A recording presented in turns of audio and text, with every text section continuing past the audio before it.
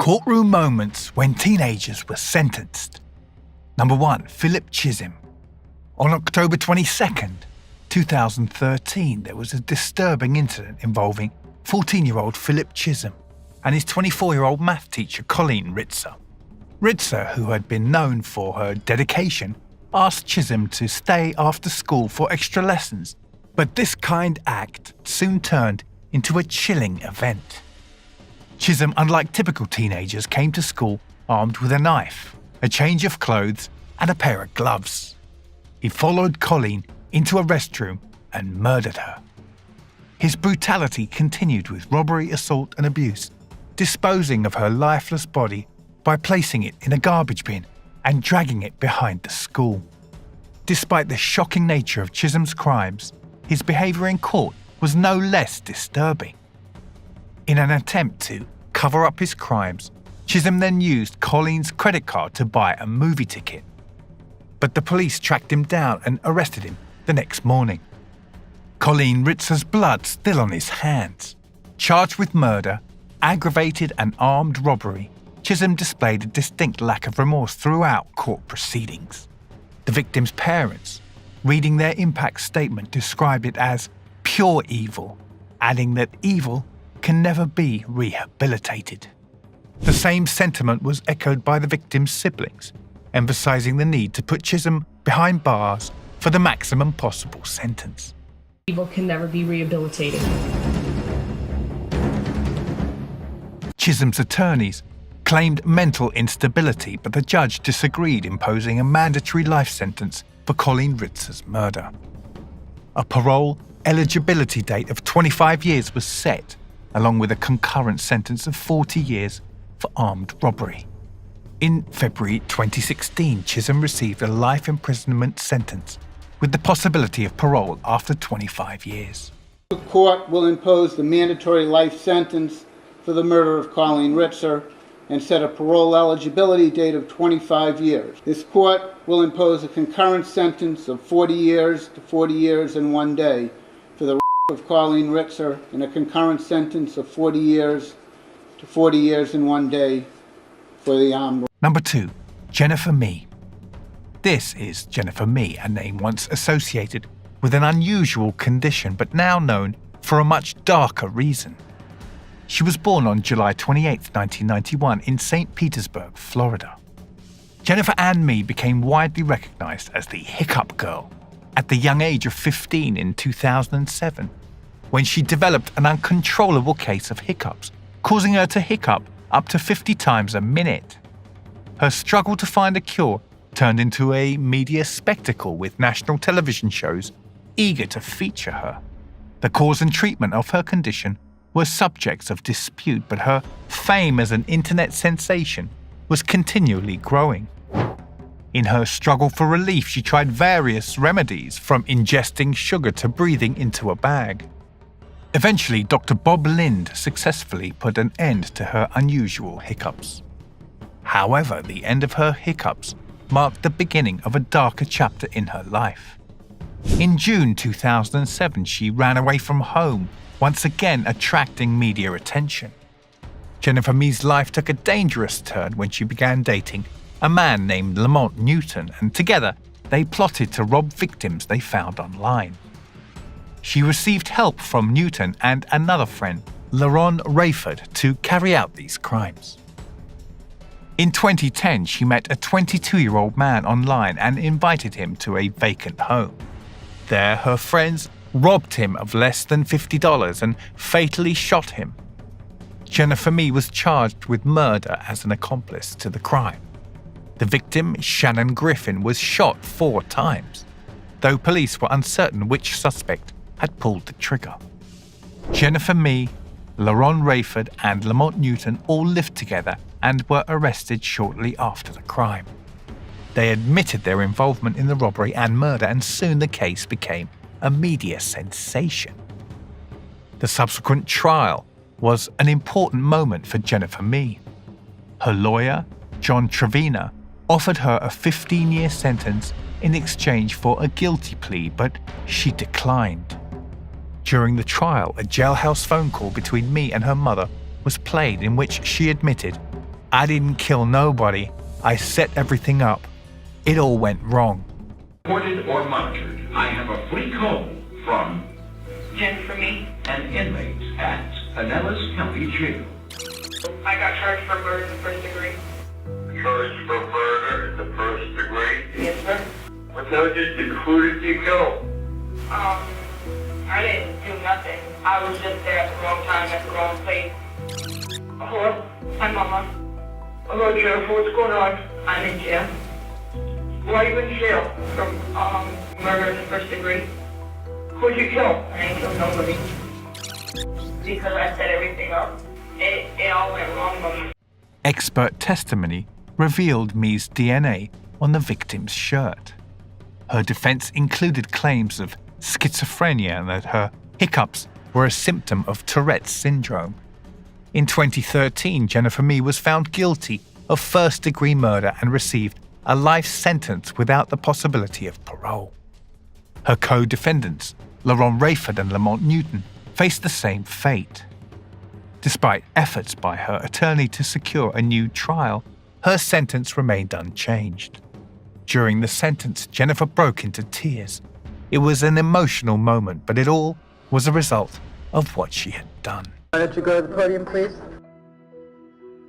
The jury having found you guilty of murder in the first degree, Miss Me, I will adjudicate you guilty and sentence you to life in prison without parole.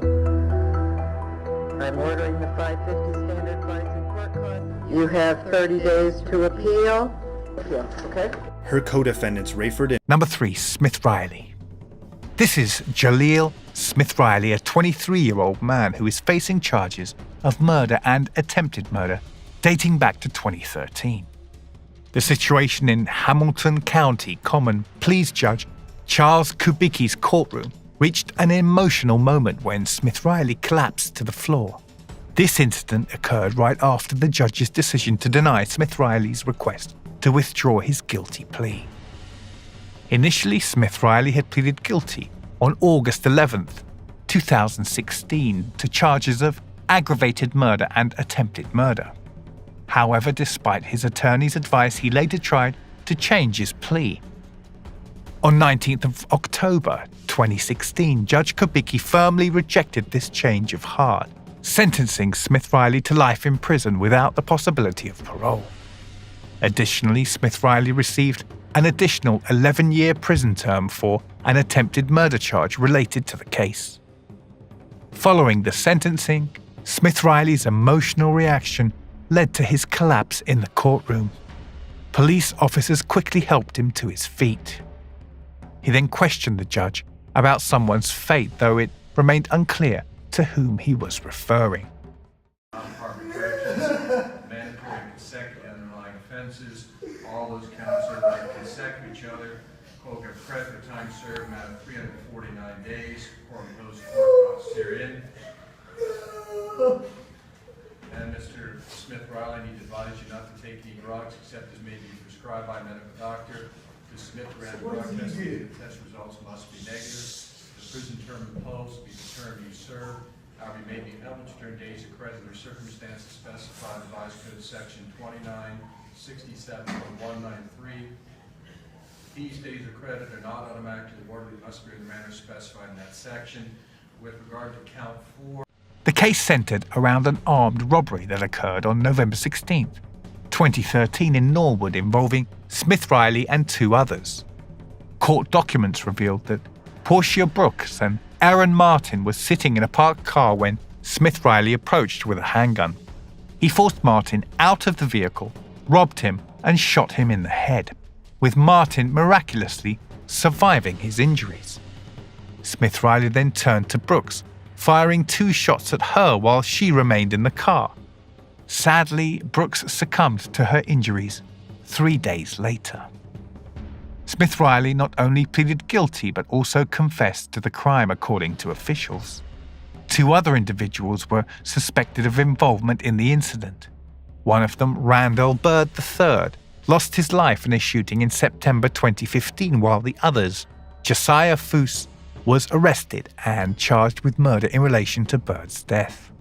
During the court proceedings, members of the victims' families addressed the judge passionately advocating for Smith Riley to be denied parole. Portia Brooks's mother, Sharon Brooks, expressed the significant emotional and mental toll the crime had taken on her and her family, even bringing her daughter's ashes to court. The victim's sister, Tia Marie Brooks, also pleaded for the maximum possible punishment. Number 4. Martise Fuller. This is Martise Fuller who is facing the consequences of killing his ex-girlfriend, Kaylee Jugger, and injuring her mother after his breakup. Over the course of a 5-day trial, Martise Fuller maintained a composed presence while sitting at the defense table, hidden behind a mandatory mask. The courtroom had seen dozens of witnesses take the stand, each contributing to the prosecutor's case against Fuller. However, on a fateful Friday afternoon when the jury returned with the guilty verdict, the emotional floodgates within Fuller burst open. Tears streamed down his face as he removed his mask. Through sobs, he managed to say, "I'm sorry," directing his words at the friends and family still present in the courtroom. Although other comments followed, the WGTD cameras, which had live-streamed the entire trial, couldn't capture his words. To trust that you will never commit these acts again. So in the interest of protecting the public, acknowledging the seriousness of these acts, the court orders that on count 1 you are sentenced to life in prison without eligibility for extended. By this point, the prosecutors had left the courtroom, leaving behind Fuller's relatives and supporters. As he continued to cry, deputies escorted him out of the courtroom. On May 21st, 2021, Fuller received a mandatory life sentence, along with additional time for attempted murder and armed burglary charges. You are a very dangerous and a damaged human being. Number 5. Roxana Sikorsky. This is Roxana Sikorsky, a 17-year-old girl whose life took a devastating turn when she found herself in tears as the judge pronounced a sentence of 10 to 20 years in prison. Her conviction was based on a disturbing plan that unfolded when she was just 15, a plan to kill her entire family with the involvement of her adult boyfriend, Michael Ribera. Before the judge rendered the sentence, Roxana's mother, Lorene Sikorsky, made a heartfelt plea and emphasized her daughter's need for ongoing psychological support. She argued that sending Roxana to an adult prison would further harm her already fragile emotional state. Jeffrey Sikorsky, Roxana's adoptive father, expressed concerns about his daughter's well-being in prison, given her youth and vulnerability. Roxana's life had been marked by early childhood abuse, leading to a diagnosis of reactive attachment disorder, a mental illness that impairs the ability to form emotional bonds with primary caregivers. In the courtroom, despite her shocking actions, she appeared remorseful. Tearfully, she apologized to her parents for not meeting her expectations and pledged to improve herself. Yes, Your Honor. Go ahead.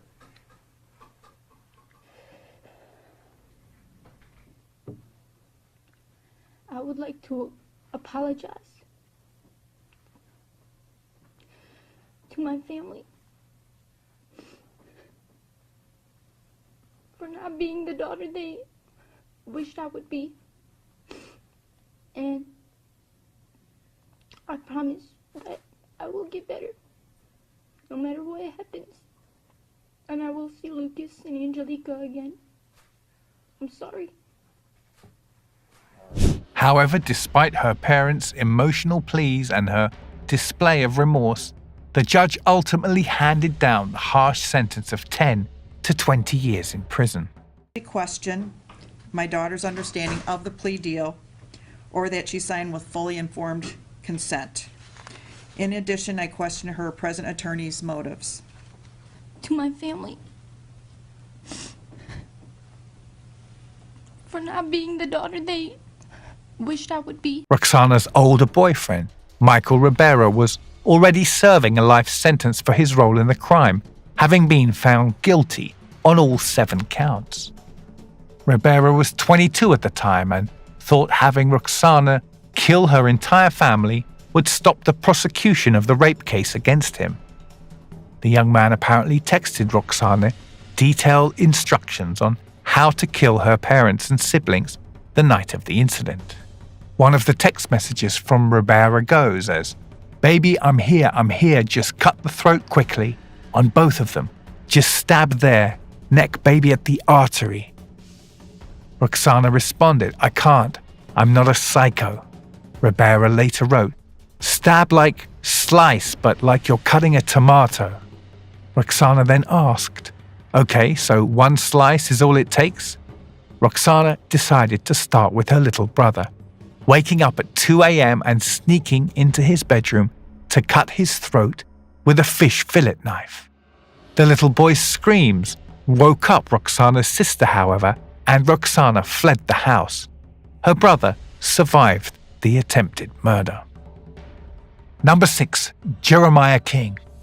Jeremiah King, a 16-year-old, was involved in the murder of Stephen Gorecki in 2015.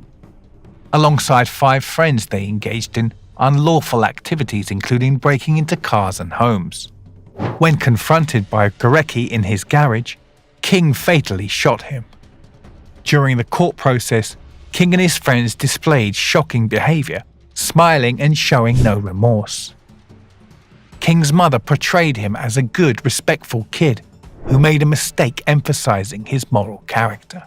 Of good moral character, I realize it might be hard to believe that given the circumstances, but it's true nevertheless. However, the prosecutor highlighted King's history of unruly behavior involving unsupervised alcohol and drug use. The victim's friends and family expressed grief, emphasizing the irreplaceable loss caused by King's senseless act. Despite his mother's plea, Jeremiah King received a 25-year prison sentence with the possibility of release by age 40 if he demonstrated good behavior. The judge, acknowledging King's apology in court, pointed out a lack of genuine remorse. I could prove it by doing good while I'm in prison. As for Gorecki's widow, had hoped for a life sentence, stating, "I will never have him back again, but that's okay." Meanwhile, the 5 other teens involved in the night's chaos admitted to less severe offences and await their sentences. Number 7. Siandel Jackson. This is Siandel Jackson, whose sentence hearing took place in 2010, and it was a dramatic moment in the courtroom. Jackson was just 19 years old at the time, and he was facing the consequences of his actions. He had been found guilty of first-degree intentional homicide and robbery in connection with the death of Nathan Potter, who was a 21-year-old student at the University of Wisconsin, Milwaukee. The circumstances of the crime were truly heartbreaking. Jackson, along with his accomplice Derek Thomas, had attempted to rob Nathan Potter as he was walking home to his apartment. The situation unfortunately escalated, resulting in Potter being shot and killed. What made this even more senseless was the fact that Potter didn't have any money on him. The sentencing hearing became even more unsettling due to Jackson's behavior. Throughout the trial, he showed no signs of remorse or sorrow. In a shocking moment, he even smirked at Nathan Potter's grieving family as he was escorted out of the courtroom. This strange act left everybody in disbelief. During the trial, Nathan Potter's father, John Potter, addressed Judge Rebecca Dallett. He expressed the significance of the loss to his family and questioned the existence of pure evil. It was a heartfelt plea for justice and a moment that had almost everyone in the courtroom crying. But Siandel Jackson's father refused to believe that his son was some sort of monster and that he had nothing to do with the murder. On the news, I even cried. I'm like, oh my God, I can't imagine what that mother is going through. I never had a clue that my child had anything to do with it. My son is not a monster. He is not a monster. In the end, the judge sentenced Siandel Jackson to life imprisonment with no chance of parole. However, the drama continued as Jackson erupted in anger, cursing at the judge.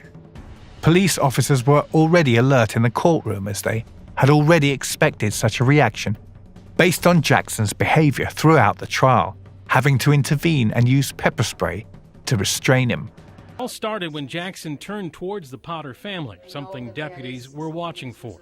At the sentencing today, prosecutors played this 12 News video. But the courtroom drama didn't end there. Members of Jackson's own family sitting at the back of the courtroom directed insults at Nathan Potter's grieving mother after the sentencing. They expressed hatred, saying, "I hate you all."